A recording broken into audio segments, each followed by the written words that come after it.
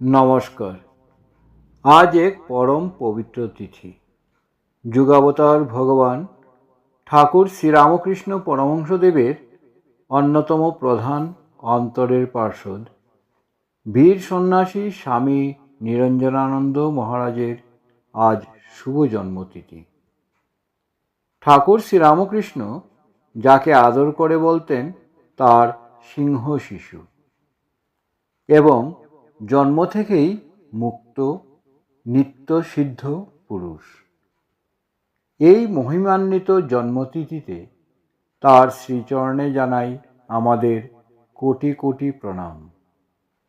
আজকের এই বিশেষ দিনে আসুন আমরা স্মরণ করি তার সেই তেজস্বী জীবন আলেখ্য, অলৌকিক শক্তির মহত্যাগ এবং গুরুর প্রতি তার অতুলনীয় ভক্তির কিছু রোমাঞ্চকর কাহিনী। চলুন এই পুণ্যতিথিতে অবগাহন করি তার দিব্য জীবন কথায়। 1862 সালে 24 পরগনার রাজারহাটে জন্ম নেওয়া নিত্য নিরঞ্জন ঘোষ ছিলেন অসাধারণ সুদর্শন ও দীর্ঘকায়। মাত্র 18 বছর বয়সেই তিনি কলকাতার এক আধ্যাত্মবাদী দলের সঙ্গে জড়িয়ে পড়েন। তিনি হয়ে ওঠেন এক শক্তিশালী মিডিয়াম। প্ল্যানচেটের মাধ্যমে আত্মা নামানো এবং অলৌকিক উপায়ে মানুষের রোগ নিরাময় করার এক অদ্ভুত ক্ষমতা চলে আসে তার মধ্যে। কিন্তু এই মায়ার জগৎ তাকে বেশি দিন ধরে রাখতে পারেনি। দিনটি ছিল এক ঐতিহাসিক মুহূর্ত, যখন কিশোর নিরঞ্জন দক্ষিণেশ্বরে পৌঁছালেন। ঠাকুর শ্রীরামকৃষ্ণ তার ভেতরের খাঁটি আধ্যাত্মিক স্ফুলিঙ্গ প্রথম দেখাতেই চিনে নিলেন। ঠাকুর তাকে আড়ালে ডেকে বললেন, তুই যদি ভূতের চিন্তা করিস তবে ভূতই হবি, আর ভগবানের চিন্তা করলে তোর জীবন ভগবানের মতোই পবিত্র হবে। এই একটি বাক্য নিরঞ্জনের ভেতরের মোহভঙ্গ ঘটাল। তিনি সমস্ত অলৌকিক চর্চা ত্যাগ করে ঠাকুরের চরণে নিজের জীবন সঁপে দিলেন। নিরঞ্জনানন্দ ছিলেন অন্যায়ের বিরুদ্ধে আপোষহীন। একবার নৌকায় দক্ষিণেশ্বর যাওয়ার পথে কিছু যাত্রী ঠাকুর শ্রীরামকৃষ্ণকে নিয়ে কটূক্তি করেছিল। সিংহের মতন গর্জে উঠলেন নিরঞ্জন।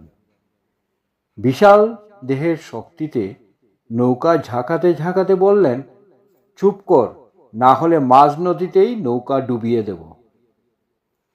ভীত যাত্রীরা ক্ষমা চাইল, কিন্তু দক্ষিণেশ্বরে পৌঁছে যখন তিনি ঠাকুরকে এই বীরত্বের কথা শোনালেন, ঠাকুর হাসলেন না, বরং স্নেহের সুরে বললেন, রাগ হলো পাপ, কেউ গালি দিলে চুপ করে থাকবি, মনে করবি মশা কামড়েছে।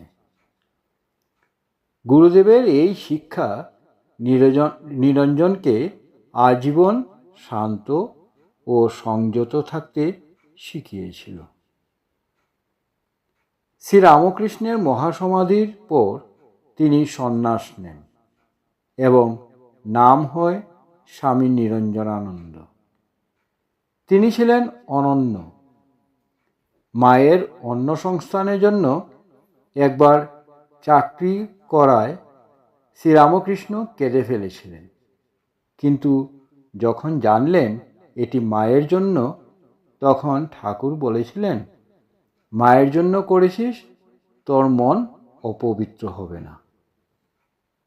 শুধু তাই নয়, স্বামী বিবেকানন্দের প্রতি তার ভালোবাসা ছিল অতুলনীয়।